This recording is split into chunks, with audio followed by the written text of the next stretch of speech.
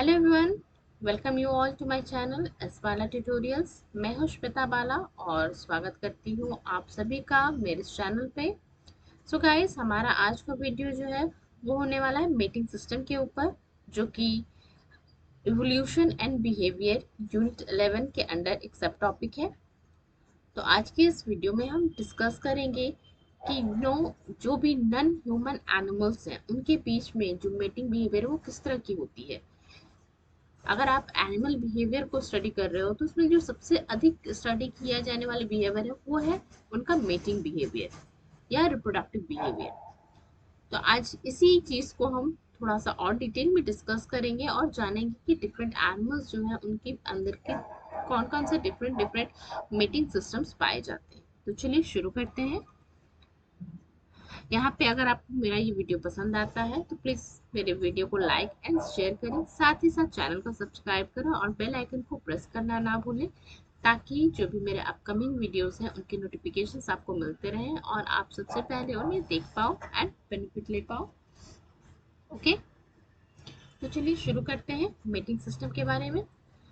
सो meeting system किसी भी animal society के अंदर वहाँ का जो सेक्सुअल रिप्रोडक्शन या बॉन्ड पेयर बॉन्ड बिहेवियर है between the male and female, उसको समझने के लिए सबसे अच्छा तरीका होता है। डिफरेंट एनिमल्स में अगर हम बात कर लें तो डिफरेंट एनिमल्स में मेटिंग की टोटली डिफरेंट तरीके आपको देखने को मिलेंगे। कुछ ग्रुप्स ऐसे हैं, कुछ एनिमल सोसाइटीज ऐसी होती हैं जहाँ पे कि एक मेल जो है वो मल्टीपल फीमेल के साथ मीटिंग कर रहा है, तो वही कुछ जगह आपको जस्ट इसका उल्टा देखने को मिलेगा जहाँ की एक फीमेल मल्टीपल मेल के साथ मीट करती है। वहीं कुछ ऐसे भी एनिमल्स हैं जो कि अपने सिंगल पार्टनर के साथ पूरा लाइफ निकाल देते हैं। वहीं कुछ ऐसे भी हैं जो कि मल्टीपल पार्टनर्स के साथ मेट करते हैं in their life time. Okay, तो ये काफी डिफरेंट आपको वेरिएशंस देखने को मिलेंगे in non human animals.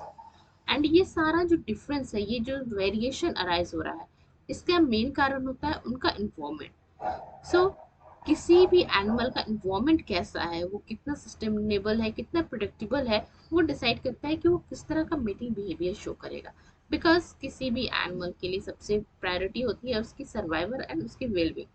And इसके लिए कुछ एनिमल्स होते हैं जिनका कि आप देख लोगे लाइक फिशेस, तो उनका इन्वायरमेंट क्या है, काफी अनप्रिडिक्टेबल है। एंड अगर वो अपने लाइफ टाइम में एक लिमिटेड नंबर ऑफ एग्स ले करें, देन देयर इज पॉसिबिलिटी कि हो सकता है वो जो स्पीसीज है वो बहुत ज़्यादा लंबा खुद को नहीं कैरी ऑन कर सके, वो इवोल्यूशन में आगे जो है वो सस्टेन ना कर पाए। तो ऐसे एनिमल्स क्या होते हैं, वो नंबर ऑफ जो ऑफस्प्रिंग्स है उनको अधिक से अधिक नंबर ऑफस्प्रिंग प्रोड्यूस करने के लिए वो क्या करते हैं, वो पॉलीगैमस पैटर्न शो करते हैं। वही कुछ एनिमल्स ऐसे हैं, स्पेशली आप बर्ड्स को ले लो, तो वहाँ बर्ड्स में आप देखोगे कि वहाँ क्या होता है, जो उनके यंग वंस होते हैं वो काफ़ी अंडर डेवलप्ड होते हैं। वो जब हैच आउट होते हैं तो उस टाइम क्या होता है कि वो खुद को ना तो फीड कर सकते हैं, ना ही खुद को प्रोटेक्ट कर सकते हैं, और ना ही खुद के लिए को वार्म रख सकते हैं। इन सारी चीज़ों के लिए वो अपने पेरेंट्स पे डिपेंड होते हैं। एंड ऐसे आप एनिमल्स के अंदर, ऐसे बर्ड्स के अंदर आप देखोगे कि जो पेरेंट्स होते हैं वो जनरली मोनोगैमस होते हैं। तो इन्हीं सारी चीज़ों के बेसिस पे हम मीटिंग सिस्टम को थ्री टाइप्स में डिवाइड करते हैं। ओके, ये थ्री कैटेगरीज जो है ये डिपेंड करते हैं on the basis of their bond pair behaviour. Okay, so उनके बीच के बॉन्ड पेयर बिहेवियर के बेसिस पे हम इन्हें तीन भाग में बांट रहे हैं। पहला होता है मोनोगैमी। मोनो जैसा कि टर्म्स से ही पता चल रहा है, वन, ठीक है। एंड गैमी यानी मेट या पार्टनर आप कह लें। सो वैसे एनिमल्स जो सिंगल पार्टनर के साथ रहते हैं अपनी होल लाइफ, उन्हें हम कहते हैं मोनोगैमस या मोनोगैमी सिस्टम।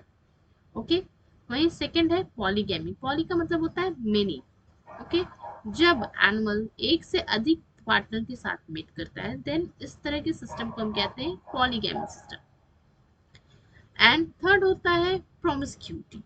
तो प्रोमिस्क्यूटी में क्या होता है, यहाँ पे जनरली आप प्रोमिस्क्यूटी जो पैटर्न है सिस्टम है, इसमें आप देखेंगे ये एक तरह का पॉलीगैमी का ही वेरिएंट होता है, बट इसमें क्या होती है, बॉन्ड पेयरिंग देखने को नहीं मिलती है।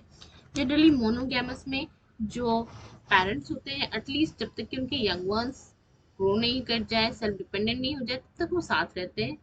यहाँ पे पॉलीगैमी में भी क्या होता है, जो पार्टनर होते हैं कुछ समय तक एक दूसरे के साथ होते हैं, but in case of promiscuity यहाँ पे पार्टनर्स जो होते हैं वो बहुत टाइम तक एक दूसरे के साथ नहीं रहते हैं। आफ्टर मीटिंग दे लीव ईच अदर। तो यहाँ पे इनका जो बॉन्ड पेयरिंग होता है वो बहुत ही शॉर्ट पीरियड के लिए होता है। ओके, चलिए तो अब एक एक करके हम लोग इसको डिटेल में देख लेते हैं। एंड यहाँ पे देखिए पॉलीगैमी को फर्दर चाहे तो 3 टाइप्स में डिवाइड करते हैं। पहला है पॉलीगाइनी, दूसरा है पॉलीएंड्री और तीसरा है पॉलीगाइनी एंट्री। तो यहाँ पे हर एक नाम के साथ इसका मतलब भी आप इजीली समझ सकते हैं। Polygyny that means many and gynae यानी फीमेल। तो जब एक मेल मल्टीपल फीमेल्स के साथ मेट करता है देन ऐसे सिस्टम को हम कहते हैं पॉलीगाइनी। वहीं जब एक फीमेल मल्टीपल मेल के साथ मेट करती है तो इसको हम क्या कहते हैं, poly entry. And third one is the polygyny entry. यहाँ पे क्या होता है कि एक साथ में एक फीमेल मल्टीपल मेल के साथ मेट करती है, वहीं मेल भी मल्टीपल फीमेल्स के साथ मेट करता है। ओके, तो इस सिचुएशन को हम लोग कहते हैं पॉलीगाइनी एंट्री। तो ऐसा क्यों होता है, इनके बीच किस तरह के इंटरेक्शंस देखने को मिलते हैं, ये सब हमें एक एक करके डिटेल में देखते हैं। ओके, तो सबसे पहले बात करते हैं मोनोगैमी की। तो मोनोगैमी सिस्टम में क्या होता है, इसमें एक मेल जो है वो एक ही फीमेल के साथ मीट करता है और फुल लाइफ अपना सिंगल पार्टनर के साथ ही वो गुजार देते हैं। ठीक है, यहाँ पे आप देखोगे जो मोनोगैमस एनिमल्स होते हैं जनरली यहाँ पे दोनों ही पेरेंट्स जो है वो पेरेंटल केयर शो करते हैं एंड दोनों मिल करके ही अपने यंग वंस को जो है केयर देते हैं। ओके, वहीं यहाँ पे जो यंग वंस होते हैं उनको काफी लंबे समय तक एक्सटेंसिव केयर की जरूरत होती है। जैसे कि मैंने बताया बर्ड्स में क्या होते हैं कि आपने देखा होगा कि जो चूजे होते हैं उनके आफ्टर जस्ट बर्थ के बाद उनके ऊपर क्या होता है, फेदर्स बहुत कम होता है, जिसकी वजह से कि वो ना तो खुद को गर्म रख सकते हैं और ना ही अपने आप को प्रोटेक्ट कर पाते हैं। तो ऐसे केस में एंड उन्हें धीरे धीरे ग्रो करने में काफी समय लगता है। तो इन दैट कंडीशन क्या होता है, यहाँ पे जो यंग वंस होते हैं वो एक्सटेंसिव केयर की डिमांड करते हैं, यहाँ पे उन्हें एक्सटेंसिव केयर की जरूरत होती है, अदरवाइज वो सरवाइव नहीं कर पाएंगे। ओके, ऐसे यंग वंस को हम लोग क्या कहते हैं, आर्टिफिशियल यंग्स। ओके, ऐसे एनिमल्स जिनमें की एक्सटेंसिव केयर की जरूरत होती है उनके यंग वंस को हम लोग कहते हैं आर्टिफिशियल यंग्स होते हैं। ठीक है, इनमें आर्टिफिशियल यंग वंस होते हैं in case of monogamy. Okay, and चूंकि दोनों ही पेरेंट्स को यहाँ पे पैरेंटल केयर शो करना है दैट्स वाई क्या होता है यहाँ पे एक इंडिविजुअल की अपने मेट को छोड़ करके किसी और के साथ मीटिंग करने की जो टेंडेंसी होती है वो काफी कम हो जाती है। ओके, तो इसका सबसे अच्छा एग्जांपल हम डे टू डे लाइफ में देखते हैं बर्ड्स का। ओके, जहाँ पे कि बर्ड्स जो हैं जब तक कि उनके बच्चे छोटे होते हैं तब तक कोई ना कोई एक आइदर मेल और द फीमेल दोनों में से कोई ना कोई एक पैरेंट जो होता है वो एनी टाइम अपने नेस्ट में होता है for the protection of their young ones. Okay, चलिए नेक्स्ट बात करते हैं पॉलीगैमस सिस्टम में। सबसे पहला है पॉलीगाइनी। पॉलीगाइनी जहाँ की एक मेल मल्टीपल फीमेल्स के साथ जो है मेट कर रहा है। ठीक है, एक से अधिक फीमेल के साथ मेट कर रहा है, इसको हम लोग क्या कहेंगे, पॉलीगाइनी सिस्टम। ओके, यहाँ पे सब क्या है, यहाँ की जो यंग वंस होते हैं वो प्रिकॉशन होते हैं, यानी इन्हें बहुत ज्यादा पेरेंटल केयर की जरूरत नहीं होती है, although they need parental care but not too much. वो बहुत जल्द ही सेल्फ डिपेंडेंट हो जाते हैं। तो ऐसे में क्या होता है, जो पेरेंट है यहाँ पे केवल एक पेरेंट भी सफिशिएंट होता है पेरेंटल केयर प्रोवाइड करने के लिए, और ऐसे में जो दूसरा पेरेंट होता है वो फ्री रहता है और वो आसानी से अपने पार्टनर को छोड़कर के दूसरे इंडिविजुअल्स जो कि पॉपुलेशन में है उनसे मीटिंग के लिए जा सकता है। Okay, in case of polygyny it is particularly beneficial to female in a population where the male defends a territory and those female that mate with the male। तो आप कहोगे कि ये पॉलीगाइनी जो है जहाँ की फीमेल्स को अपने बच्चों का केयर करना पड़ रहा है, ऐसा सिस्टम क्यों अराइज हुआ, क्यों इसे नेचर ने सपोर्ट किया या एवोल्यूशनरी फोर्सेस ने सपोर्ट किया, तो इसके पीछे कारण ये होता है कि वो एक फीमेल, ठीक है, वो एक मेल जो कि कंप्लीट टेरिटरी को प्रोटेक्ट कर रहा है।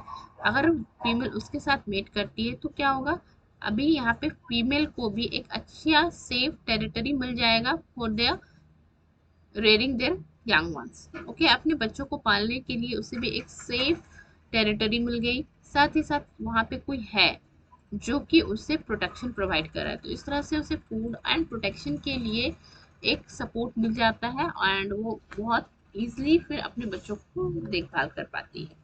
ओके, तो एग्जांपल के तौर पर हम देखें, एलिफेंट सील का पॉपुलेशन है।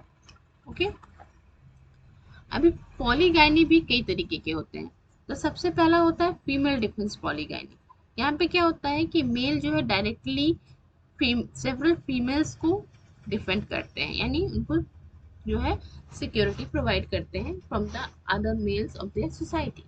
ओके, यहाँ पे जैसे आप एग्जांपल के लिए ले लो येलो बिल्ड मैमथ फीमेल। ये जनरली फीमेल्स होती हैं, वो ग्रुप में रहती हैं एंड जो मेल होता है वो जब जो मल्टीपल फीमेल्स के साथ मेट करता है वो कहीं ना कहीं आपस में रिलेटिव्स होती हैं। तो इस तरह से क्या होता है, रिलेटिव फीमेल का जो ग्रुप होता है किसी एक मेल के साथ मेट करता है एंड बदले में वो मेल क्या करता है, उन सारी फीमेल्स को प्रोटेक्शन प्रोवाइड करता है from the other males. Okay, next है रिसोर्स डिफेंस पॉलीगैनी।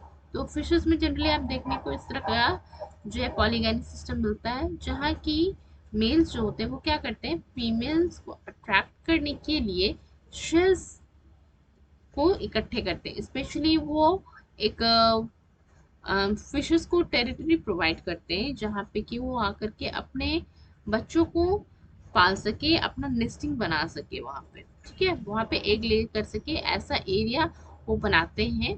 तो बेसिकली आप कह सकते हो कि फिशेस उन मेल्स को पसंद करती हैं जो उनको अच्छा नेस्टिंग एरिया प्रोवाइड करता है।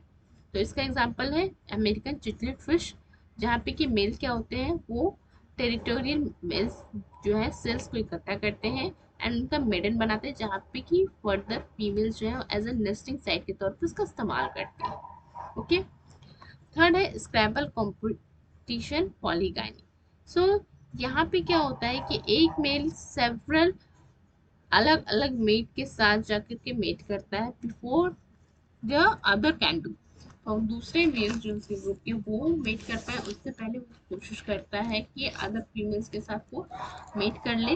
एंड इसमें ये किसी तरह का प्रोटेक्शन या किसी तरह की सुविधा प्रोवाइड नहीं कर रहा था, बस ये अपने अधिक से अधिक जीन को पास ऑन करने का अपना तरीका ढूंढ रहा होता है। तो इसका एग्जाम्पल है मेल ग्राउंड स्क्वेरल, जो कि अपना करीब 4 से 5 घंटा अपने कंप्लीट ब्रीडिंग सीजन का इस काम में लगा देता है। ठीक है, जहाँ पे वो करीब 4 to 5 आवर्स फीमेल्स को सर्च करने में लगा देता है जिनके साथ कि वो मीट कर पाए। एंड फोर्थ है लेक पॉलीगैनी। लेक पॉलीगैनी यहाँ पे क्या होता है, जनरली लेक एक ऐसा साइट होता है जहाँ की females most of the time visit करती रहती हैं। यहाँ पे क्या करते हैं, मेल्स जो होते हैं वो अपने जो सुपीरियर क्वालिटीज हैं उसको वो शो करने के लिए वहां पे इकट्ठा होते हैं, और इस तरह से जो फीमेल्स होती हैं, जो सुपीरियर मेल होते हैं, जो विगर मेल्स होते हैं, उनको वो सेलेक्ट करती हैं for the mating purpose. Okay, तो यहाँ पे एक जो सुपीरियर मेल है, जाहिर सी बात है कि मैक्सिमम फीमेल्स उसके साथ मीट करना चाहेगी ताकि उसके पास जो बच्चे हैं उनको जो है अच्छे जीन्स मिल सके, जेनेटिक बेनिफिट मिल सके।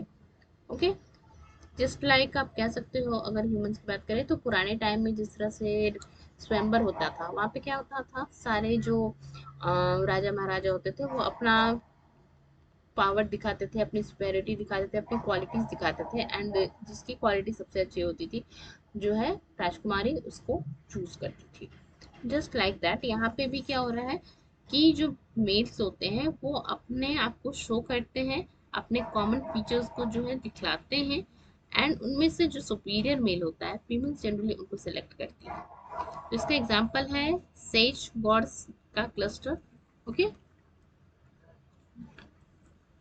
नेक्स्ट आते हैं पॉलीएंड्री में। पॉलीएंड्री यानी जहाँ पे एक मेल मल्टीपल मेल के साथ मेट कर रही है। तो सेम है, यहाँ पे भी जो यंग वंस हैं वो प्रिकॉशन होते हैं जिन्हें की लिटिल पैरेंटल केयर की जरूरत होती है। एंड द थिंग यहाँ पे जो मेल है वो पैरेंटल केयर में इन्वेस्ट करता है। Okay, and the whole breeding season male जो है वो दोबारा रिप्रोड्यूस नहीं कर पाता है, इसलिए उसकी कोशिश होती है कि वो ऐसे फीमेल को सिलेक्ट करे जो कि हेल्दी हो एंड जिसके ऑफस्प्रिंग भी हेल्दी हो, and most of the important thing कि जो ऑफस्प्रिंग्स हो वो उसके हों। ओके, तो मेल्स क्या श्योर करता है कि फीमेल हेल्दी हो, ऑफस्प्रिंग हेल्दी हो एंड ऑफस्प्रिंग जो है वो उसके। ओके, एंड इस पॉली एंड्री का बेनिफिट फीमेल को क्या मिलता है, क्योंकि वो मल्टीपल मेल्स के साथ मेट करती है तो ऐसे में उसे जीन्स का बेनिफिट मिलता है। एंड साथ ही साथ जो पेरेंटल केयर है उसमें वो उसको मेल का हेल्प मिल जाता है, जिससे कि उसे अधिक पेरेंटल केयर में इन्वेस्ट करने की जरूरत नहीं पड़ती है। ओके, जैसे एग्जांपल के तौर पे देखते हैं हम हनी बी, क्वीन एंड। तो इन सबों में क्या है कि जो फीमेल होती है वो मल्टीपल मेल के साथ मेट करती है एंड एज अ रिजल्ट उन्हें कई सारे हेल्पिंग हैंड मिल जाते हैं for their young ones. Okay, now poly types of polyandry. So पहला है सिंक्रोनस पॉलीएंड्री। इसमें क्या हो रहा है कि more than one male mate with the female and they both do not care for the offsprings. तो यहाँ पे सिंक्रोनस पॉलीएंड्री में क्या हो रहा है कि दोनों में मेल एंड फीमेल दोनों में से कोई भी पेरेंटल केयर शो नहीं कर रहा है after the giving birth. After reproduction जो मेल एंड फीमेल होते हैं वो दोनों ही वहां से चले जाते हैं एंड जो उनके ऑफस्प्रिंग होते हैं उनका केयर करने का काम कौन करता है, उन मेल एंड फीमेल के जो रिलेटिव्स होते हैं। जैसे एग्जांपल में आप देख लो हनी बी। सो हनी बी में क्या होता है, क्वीन बी एंड ड्रोन्स जो होते हैं, क्वीन बी एंड ड्रोन मिल करके जो लार्वा प्रोड्यूस करते हैं उसका केयर कौन करते हैं, वर्कर बी। ठीक है, तो यहाँ पे ऑफस्प्रिंग जो आए इनका केयर कौन कर रहा है, वर्कर बी जो होती हैं ये इनका केयर करती है। सिमिलरली एंट के केस में देखें तो queen ant after laying the eggs वो उसको वहां पे केयर नहीं करती है, बल्कि जो वर्कर एंट्स होते हैं वो उनका केयर करते हैं। ठीक है, नेक्स्ट है क्लासिक पॉलीएंड्री। तो इसमें क्या हो रहा है कि फीमेल्स जो है वो जनरली मेट के लिए compete करती हैं एंड वो एक मेटिंग पार्टनर को दूसरे मेटिंग पार्टनर के लिए छोड़ देती हैं। ऐसे केस में जो मेल्स होते हैं वो पेरेंटिंग के लिए रिस्पॉन्सिबल होते हैं। यहाँ पे ऐसे ग्रुप्स में आप जनरली देखोगे कि जो फीमेल्स होती हैं वो बिगर इन साइज होंगी and they are more aggressive. Okay, तो मेल के कंपैरिजन में वो ज़्यादा एग्रेसिव होती है।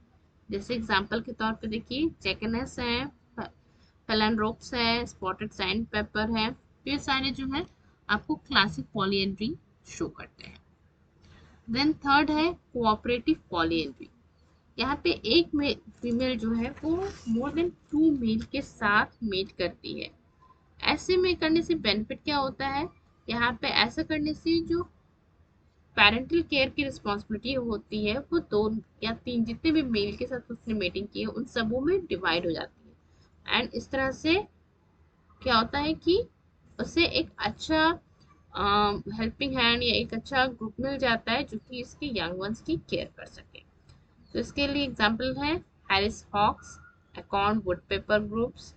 ओके, सो गाइस एक चीज मैं कहना चाहूंगी कि यहाँ पे जो आप एग्जांपल्स हैं उसको आप थोड़ा याद रखिएगा। जैसे लैक पॉलीगैनी है तो ये किस चीज का एग्जांपल है, यहाँ पे उसकी प्रॉपर्टीज क्या है। ठीक है, इन सारी चीजों पे आपको मैच द कॉलम टाइप के क्वेश्चंस आ जाते हैं जनरली 4 मार्क्स में, तो ये काफी इंपॉर्टेंट टॉपिक हो जाता है, इसलिए आप इसको अच्छे से थोड़ा ध्यान रखिएगा। ओके, देन है पॉलीगैनी एंड्री। इसमें क्या होता है, both male and female have multiple mating partners during a breeding season. एक ब्रीडिंग सीजन के अंदर मल्टीपल मेटिंग पार्टनर्स होते हैं।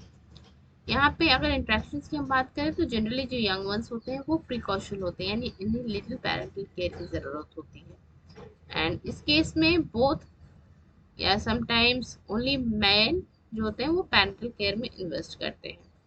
यहाँ पे पॉलीगैनी एंड्री जो होता है वो फीमेल को जेनेटिक बेनिफिट प्रोवाइड करता है, वहीं साथ ही साथ उनके बच्चों को सिक्योरिटी के तौर पे, क्योंकि यहाँ पे पैटर्निटी कंफ्यूजन होती है इसलिए वो एक तरह का सिक्योरिटी भी प्रोवाइड करता है।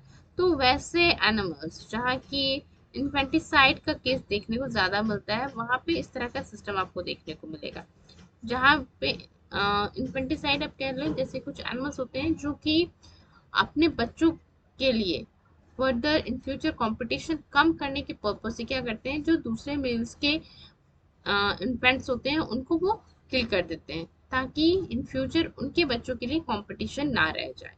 ओके, सो केवल उनके ही जीन्स जो है आगे के लिए कैरी फॉरवर्ड हो, ऐसे इस पर्पज से क्या करते हैं, कुछ एनिमल ग्रुप में ऐसा देखने को मिलता है कि वो इन्फेंट को जो दूसरे मेल से हैं उनको किल कर देते हैं। तो यहाँ पे चूंकि फीमेल जो है वो मल्टीपल मेल के साथ मेट करती है, तो ऐसे में क्या हो जाता है, यहाँ पे पैटर्निटी कंफ्यूजन हो जाता है।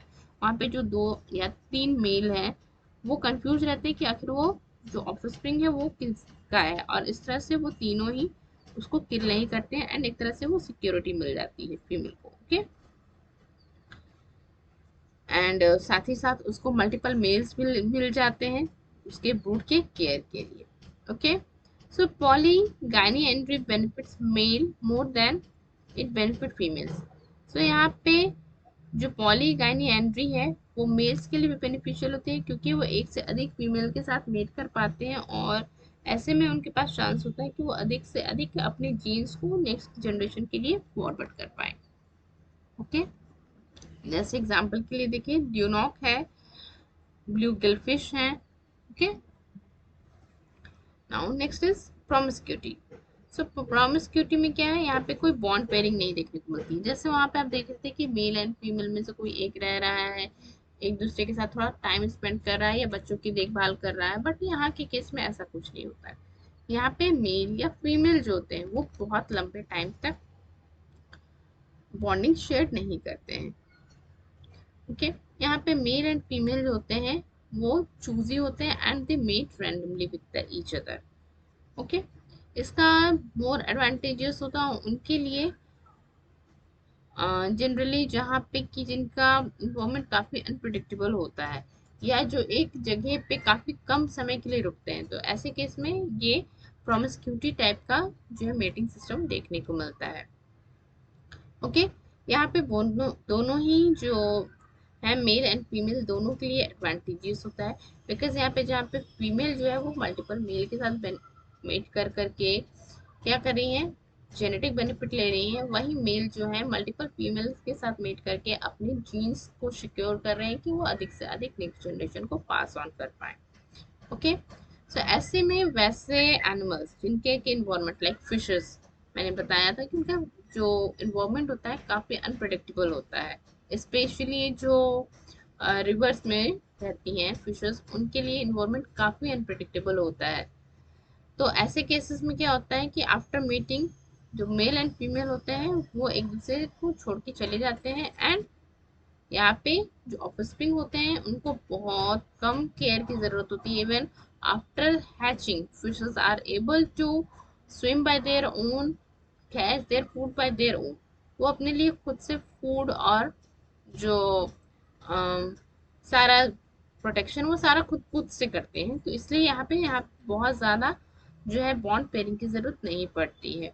एंड अगेन सेकेंड एग्जांपल आप चिंपैंजीज के ग्रुप का ले लो, तो चिंपैंजीज का ग्रुप पे क्या होता है, वो किसी एक पेड़ पे स्थिर से नहीं रहता है, वो हमेशा खाने की तलाश में एक जगह से दूसरी जगह जाते रहते हैं। ऐसे केस में उनके लिए एक जगह रह करके बॉन्ड पेयर शो करना मुश्किल है। तो यहाँ पे जनरली इन ग्रुप्स में जो है आपको प्रोमिस्क्यूटी टाइप का जो है मेटिंग बिहेवियर देखने को मिलता है। ओके, सो ये तो था मेटिंग सिस्टम। अब इससे रिलेटेड कुछ प्रिंसिपल्स भी हैं जिनके बारे में बात कर लेते हैं हम। तो यहाँ पे बैटमैन ने जो है वेरिएंस इन मेटिंग सक्सेस से रिलेटेड कुछ प्रिंसिपल्स दिए थे। उन्होंने कहा कि जो मेटिंग सिस्टम है उसको हम समझने के लिए, अगर हमें समझना है कि मीटिंग सिस्टम किस तरह का है, तो इसके लिए हमें समझना पड़ेगा कि वो एनिमल जो है वो अपने लाइफ टाइम में कितने सारे मेट्स के साथ मीटिंग कर रहा है। Okay, so a key element of the study of mating system is understanding how many mates an animal has in its lifetime. So किसी एनिमल के लाइफ टाइम में कितने मेट्स हो रहे हैं ये समझना है। अगर हमें, उसके लिए हमें क्या समझना होगा, उसका मेटिंग सिस्टम। ओके, सो बैटमैन ने इस सब चीज को प्रिडिक्ट करने के लिए कुछ प्रिंसिपल्स दिए। ओके, सो जो बैटमैन का प्रिंसिपल हमें मिला वो हमें हेल्प करता है कि हमें प्रिडिक्ट कर पाए कि कोई एनिमल जो है वो कितने सारे मेट्स के साथ अपने लाइफ टाइम में मेटिंग करेगा एंड उसका जो सक्सेस होगा, रिप्रोडक्टिव सक्सेस रेट होगा, वो कितना होगा, कैसा होगा। ओके, तो बैटमैन का जो प्रिंसिपल है वो बताता है कि जो मेटिंग वेरिएंस होता है या variance among the mating success का वेरिएंस जो होता है वो फीमेल में लो होता है in comparison to the male. ऐसा क्यों? बिकॉज जो फीमेल्स होती हैं उनके लिए केवल एक मेल से मेटिंग ही सफिशिएंट होता है to fertilise their all the eggs. But male जितना अधिक मेट करते हैं, जितना अधिक मेटिंग शो करते हैं, वो उनके पास उतना ही अधिक चांसेस होता है कि वो अपने जीन्स को उतना ही अधिक नेक्स्ट जनरेशन के लिए पास ऑन कर पाए। ओके, तो इसलिए उन्होंने बैट्समैन ने कहा कि जो मे, मेटिंग सक्सेस होता है, मेटिंग सक्सेस वेरिएंस जो होता है वो मेल का अधिक होता है और वो इंक्रीज करता रहता है along with the number of mating. वो जितना अधिक मेटिंग करेंगे उतना ही ज्यादा उनका जो है वो वेरिएंस इंक्रीज करेगा। ठीक है, इसको दूसरे शब्दों में अगर हम कहें तो किसी पॉपुलेशन के अंदर अगर हम बात करें, किसी पॉपुलेशन के अंदर अगर हम बात कर लेते हैं तो जितनी भी फीमेल्स हैं, ओके, जितनी भी फीमेल्स हैं अगर वो ऑफस्प्रिंग प्रोड्यूस कर रही हैं देन दैट मीन्स कि वो उनके जीन तो श्योर शॉर्ट है कि वो नेक्स्ट जनरेशन को pass on, but it not confirm for the male. ये सेम ऐसा मेल के लिए भी काम करेगा ये जरूरी नहीं है, क्योंकि जहाँ पे पॉलीएंड्री या पॉलीगाइनी का सिस्टम है वहाँ पे क्या होगा, वहाँ पे कुछ मेल्स जो कि सुपीरियर या डोमिनेंट होंगे, जो सोशल हायरार्की में अपर लेयर पे होंगे, उनके पास ये ज़्यादा चांस होगी कि वो अपने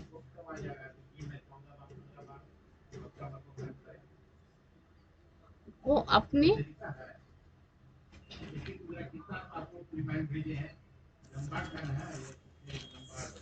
अपने नंबर ऑफ जितने नंबर ऑफ मेल्स के साथ वो सॉरी जितने नंबर ऑफ फीमेल्स के साथ वो मेट करेंगे उनके चांसेस उतने अधिक बढ़ेंगे। इट नॉट श्योर, क्योंकि हो सकता है कि वो फीमेल ऑलरेडी पहले ही फर्टिलाइज हो चुकी हो। तो ऐसे केस में क्या होगा कि मेल हर एक मेल के लिए जितना कि फीमेल के लिए श्योर है कि अगर वो ऑफस्प्रिंग प्रोड्यूस करे तो उसके जीन पास ऑन हो रहे हैं, but it not confirm for the male because ये जरूरी नहीं है। Okay, so those males that do mate tend to mate with many females. Thus a few male have a very high reproductive output. तो इस तरह के case में क्या होता है कि ऐसे मेल जो कि मल्टीपल फीमेल के साथ मेट कर रहे हैं, ऐसे में क्या होता है कि इस ग्रुप के अंदर के कुछ मेल्स तो ऐसे होंगे जो कि मल्टीपल फीमेल के साथ मेट करेंगे and multiple number of offspring produce कर पाएंगे। वहीं जो सबऑर्डिनेट्स होंगे, जो हायर हायरार्की पे नहीं है एंड थोड़ा लोअर रैंक पे है अपनी सोसाइटी में, अपने पैक के अंदर, स्पेशली इस तरह का जो आप सिस्टम देखोगे वो पैक के एनिमल्स में, यानी जो झुंड में या समूह में जो एनिमल रहते हैं, जहाँ पे कि लाइक वुल्फ का पैक देख लो या टाइगर्स का देख लो, तो वहाँ पे क्या होता है कि एक जो होता है वो सुपीरियर होता है, डोमिनेंट एनिमल होता है जो कि कंप्लीट ग्रुप को लीड करता है। ठीक है, ऐसे केस में क्या होता है उस लीडर के पास चांसेस अधिक होते हैं to mate with the multiple females, वहीं उनके जो सबऑर्डिनेट्स होते हैं उनके पास मेटिंग के लिए कम चांसेस होते हैं। तो ऐसे केस में क्या होता है कि जो सेक्सुअल सिलेक्शन का इवोल्यूशनरी फोर्स जो है, इवोल्यूशनरी फैक्टर जो है वो मेल्स के ऊपर अधिक काम करेगा in comparison to the female.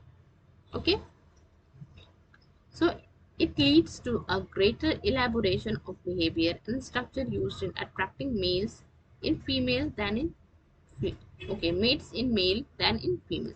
इस वजह से जो आप नॉन ह्यूमन एनिमल्स हैं जनरली आप देखोगे कि उसमें मेल्स जो होते हैं they are more attractive. Okay, उनमें फीमेल्स को अट्रैक्ट करने के लिए कई तरह के एलेबोरेशंस होते हैं। लाइक आप एग्जांपल देखो पिकॉक का। सो अगर आप पिकॉक और पीहन को कंपेयर करो तो पिकॉक ज़्यादा आकर्षक होता है because of its feather obviously. या फिर आप लायन को देख लो, उसमें क्या होता है, लायन वो ज्यादा रॉयल दिखेगा in comparison to the her female partner. Okay, तो इस तरह से इसमें क्या होता है, बिकॉज ऑफ दिस फीचर, इसलिए मेल्स जो होंगे जनरली वो ज्यादा अट्रैक्टिव होंगे। ओके, तो यहाँ पे जब हम किसी भी ग्रुप का हम उसके मेटिंग सिस्टम को स्टडी करते हैं, तो not only their mating behaviour केवल इतना ही हमें पता नहीं चलता है, बल्कि वहाँ पे जो एनिमल्स होंगे उनका लुक, उनका फीचर, उनका ग्रुप में कैसा वर्चस्व है, क्या डोमिनेंसी है, ये सारा कुछ हम वहाँ से स्टडी कर पाते हैं। ओके, सो यहाँ पे बैटमैन ने, जैसा भी मैंने बताया, कि जो मेटिंग सक्सेस वेरिएंस होता है इन केस ऑफ मेल, फीमेल में कम होता है। बिकॉज यहाँ पे आप देख रहे हो ग्राफ में क्या हो रहा है, यहाँ पे फर्स्ट मीटिंग के टाइम जो है रिलेटिव फिटनेस जो है फीमेल का इंक्रीज कर रहा है, बट उसके बाद जितना भी आप मीटिंग फ्रिक्वेंसी बढ़ाते जाओ, वो 9 3 4 5 जितने भी मेल के साथ मेट कर रही है उसकी मेट जो रिलेटिव फिटनेस है उसमें कोई चेंजेस नहीं आता, वो कांस्टेंट रहता है। वहीं मेल के साथ अगर आप बात करो, तो जैसे जैसे मीटिंग फ्रिक्वेंसी बढ़ रही है, आप देख सकते हैं यहाँ पे इनका रिलेटिव फिटनेस क्या होता है, वो बढ़ता चला जाता है। ओके, तो यहाँ पे बैटमैन प्रिंसिपल में कहा गया, after one meeting female mating frequency increases and relative fitness remains constant as the sperm from one mating is adequate to fertilize all the female eggs. In males, as the mating frequency increases, relative fitness also increases and it increases proportionally. Okay, so male के case में क्या होगा, ये proportionally बढ़ता जाता है। तो अगर आप 2019 का क्वेश्चन पेपर उठा के देख लो, तो मेटिंग वेरिएंस से रिलेटेड क्वेश्चन उसमें पूछे गए हैं। एंड अगर आप इस चीज़ को अच्छे से यहाँ पे समझ पा रहे हो, तो वहाँ क्वेश्चंस को आपको सॉल्व करने में बिल्कुल मुश्किल नहीं होगी। आप इसके बाद आई सजेस्ट कि आप कुछ क्वेश्चन सॉल्व करो प्रीवियस ईयर के। और अगर आपको मेरा इस वीडियो देखने के बाद भी अगर कहीं पे डाउट रहता है, क्वेश्चन सॉल्व करने में प्रॉब्लम आती है related to the mating behaviour और मेटिंग सिस्टम, तो आप मुझे कमेंट सेक्शन में कमेंट करके पूछ सकते हो, या फिर डायरेक्टली मुझे मेरे Telegram channel life science tutorial पे जुड़ सकते हैं एंड आप वहाँ पे मुझसे क्वेरी कर सकते हैं। Okay, so that's all for the today's session, guys. Thank you for watching my video and I request please subscribe my channel Aspala Tutorials, and this is my telegram channel link, आप यहाँ से मुझे Telegram पे join कर सकते हैं। Okay, so thank you and bye bye, have a nice day.